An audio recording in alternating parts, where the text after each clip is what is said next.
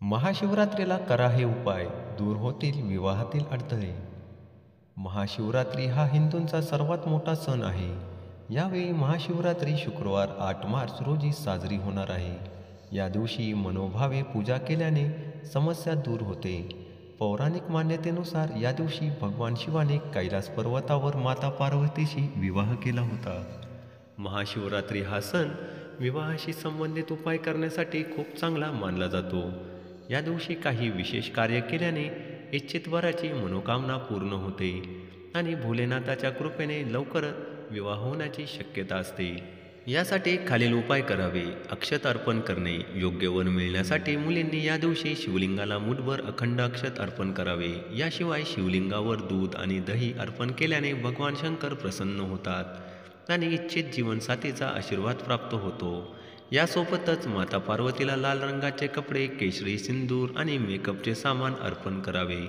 त्यामुळे लवकर लग्न होण्याची शक्यता वाढते. मेहंदी लावावी.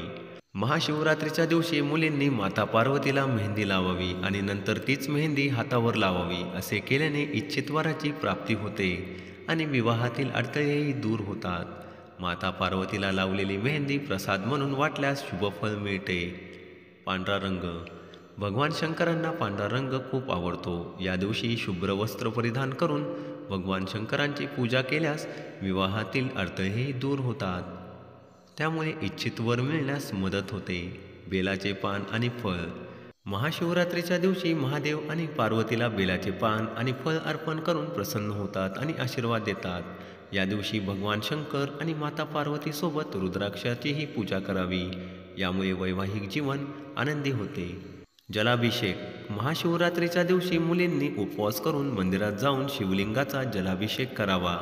या दिवशी गरीब गरजू मुलीला पिवळी साडी, बेसनचे लाडू आणि तांदूळ दान केल्याने लवकर विवाह इच्छित वराशी लग्न होऊ शकते. शुद्ध तुपाचा दिवा.